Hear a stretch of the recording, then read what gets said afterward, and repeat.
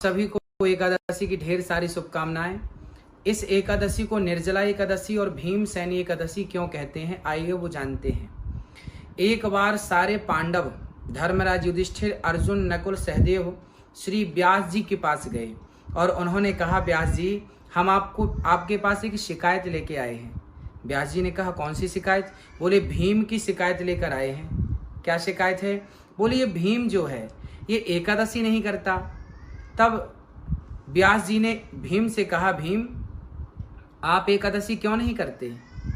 तब भीम ने कहा, क्या बताऊं भगवान, मुझे बहुत जोर की भूख लगती है और मैं बिना खाए रह नहीं सकता, सो मुझे एकादशी में कोई रुचि नहीं है। तब व्यास जी ने कहा कि यदि मानव का तन पाकर आपने एक भी एकादशी नहीं की तो ये समझिएगा कि आपके मानव तन यूं ही व्यर्थ चला गया। कम से कम एक एकादशी तो हमें करनी चाहिए। तो भीम जी ने कहा, फिर मैं कौन सी एकादशी करूं? तब उन्होंने कहा कि ज्येष्ठ मास की यह एकादशी जो निर्जला एकादशी के नाम से जानी जाती है, इस एकादशी को यदि आप कर लेंगे तो आपको संपूर्ण सारी एकादशी करने का फल प्राप्त हो जाएगा। फिर आप साल में इस एक एकादशी को कर लिया करें, अन्य एकादशी करने की फिर आपको जरूरत नहीं पड़ेगी। भीम ने कहा, ठीक है, यदि ऐसी बात है तो मैं एकादशी करता हूँ। उस दिन भीम सुबह से शाम तक भगवान के चिंतन में इतने मस्त हो गए कि उन्होंने कुछ नहीं खाया और प्रेम पूर्वक कृष्ण का चिंतन करते, नारायण का चिंतन करते करते भीम जी ने उस एकादशी को किया। इसलिए इस एकादशी को भीमसेनी एकादशी भी कहा जाता है, क्योंकि भीम जी ने इस एकादशी का प्रारंभ किया था। एकादशी हर महीने में 2 एकादशी होती हैं और हर एकादशी कल्याणकारी होती है। आप किसी भी एकादशी से अपना व्रत प्रारंभ कर सकते हैं और हर एकादशी में इतनी सामर्थ्यता है कि वो आपको मोक्ष दिला सकती है।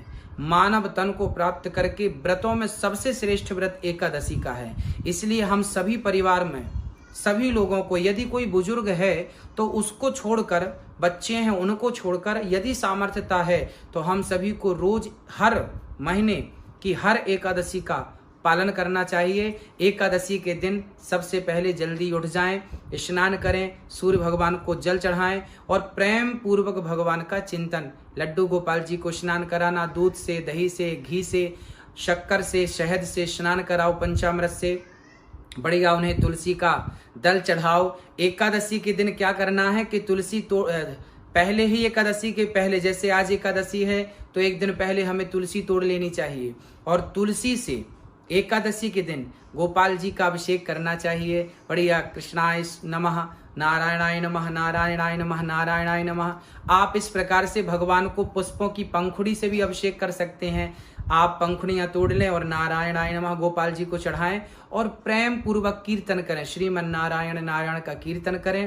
पूरे घर के लोग कीर्तन करें, प्रेम से, भाव से कीर्तन में झूमें और लोगों को भी कीर्तन कराएं और लोगों को भी कीर्तन करने की प्रेरणा दें। और इस प्रकार एकादशी पूर्ण होने पर द्वादशी के दिन अर्थात दूसरे दिन चावल जरूर खाएं। दूसरे दिन चावल खा के ही एकादशी का व्रत पूरा करना चाहिए। एकादशी के दिन चावल नहीं खाना चाहिए, पर द्वादशी के दिन चावल खा के ही व्रत को पूरा करना चाहिए, त्रयोदशी लगने के पूर्व। ये संपूर्ण एकादशी की महिमा आपको सुनाई गई। अधिक से अधिक कीर्तन, भगवान से सच्चा प्रेम ही सच्चा व्रत है। आप सभी को एकादशी की पुनः शुभकामनाएं। जय श्री कृष्णा, जय श्री राधे।